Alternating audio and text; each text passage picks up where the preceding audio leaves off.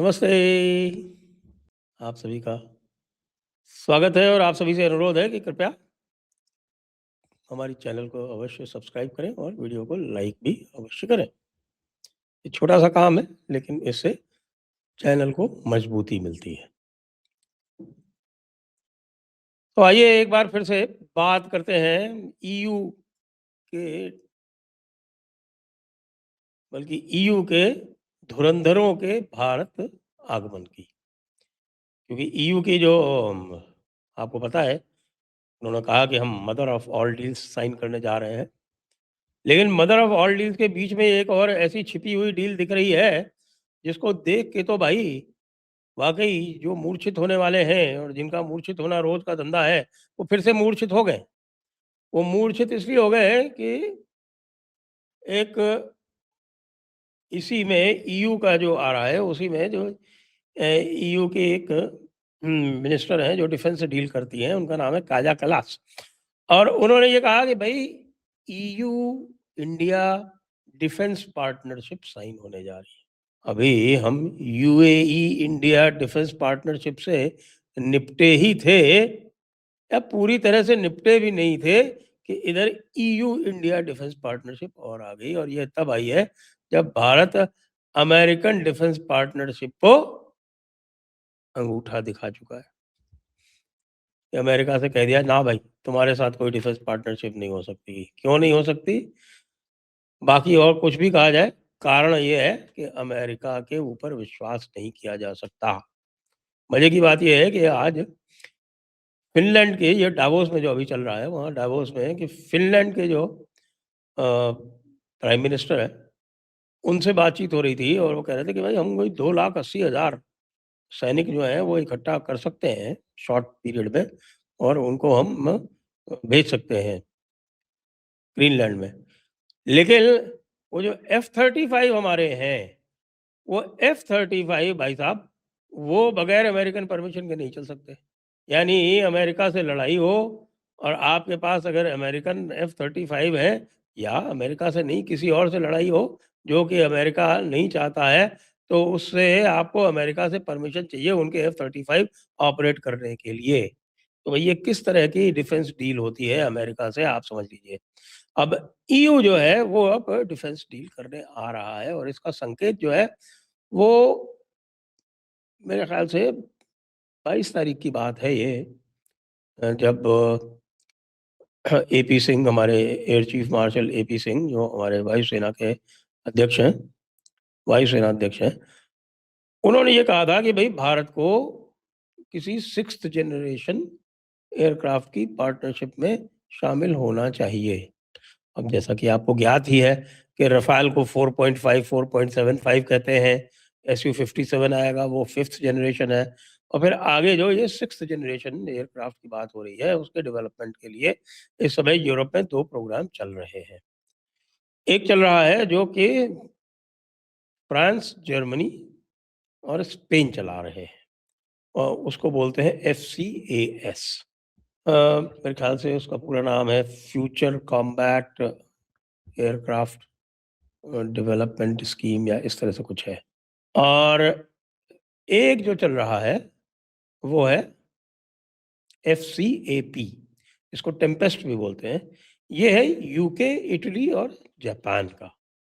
अब UK, Italy और Japan वाले जो कंग्लोमरेट हैं, उन्होंने भारत को इनवाइट भी किया था कुछ दिनों पहले, लेकिन भारत ने उस पर अभी कोई जवाब दिया नहीं। उसको वे इन कर रहे थे क्योंकि भारत का जो अब सिस्टम है वो रफ़ाल से ज़्यादा डीलिंग होने के कारण या जो फ्रांस के साथ ज़्यादा डीलिंग होने के कारण रफ़ाल के साथ में क्लोज़र आ गया है, नज़दीक आ गया है। लेकिन जो देखने वाली बात है वो ये नहीं है कि हम 6th generation aircraft development programme में शामिल होंगे या नहीं होंगे। देखने वाली बात ये है कि क्या यूरोप अपनी मैन्युफैक्चरिंग, अपनी डिफेंस मैन्युफैक्चरिंग भारत में शिफ्ट करना चाहता है, जिसके कि इंडिकेशन मिल रहे हैं। आप ये देखें कि एयरबस पहले ही यहाँ पर ट्रांसपोर्ट एयरक्राफ्ट बना रहा है, जो उसका C295 एयरबस का जो ट्रांसपोर्ट एयरक्राफ्ट है, वो यहाँ भारत में ही बना रहा है और उसका अडानी के साथ में तालमेल है। इसी के साथ यदि देखें तो अब जो रफ़ाल का जो ख़ासतौर से जो रफ़ाल इंजन का जो को-प्रोडक्शन होने वाला है, वो भी भारत में होगा। भारत में होगा कि आवश्यक नहीं है, बिल्कुल ही आवश्यक नहीं है, बल्कि मैं तो ये मानता हूँ कि वो एचएएल के साथ तो समझौता करेंगे ही नहीं, वो किसी भी जो बड़ी जो फ़र्म है, इस समय अडानी है, इस समय आपके अंबानी यानी कि जो छोटे अंबानी हैं, उनकी जो है, लेकिन वो आजकल दिक्कत में आ गई है क्योंकि उनके विरुद्ध बहुत सारे जो रेगुलेटरी प्रोहिबिशंस आ गए हैं। तो इस समय मेन जो है एल&टी और अडानी, ये 2 बहुत ही एडवांस्ड स्टेज में हैं, एरोस्पेस में भी ख़ास तौर से।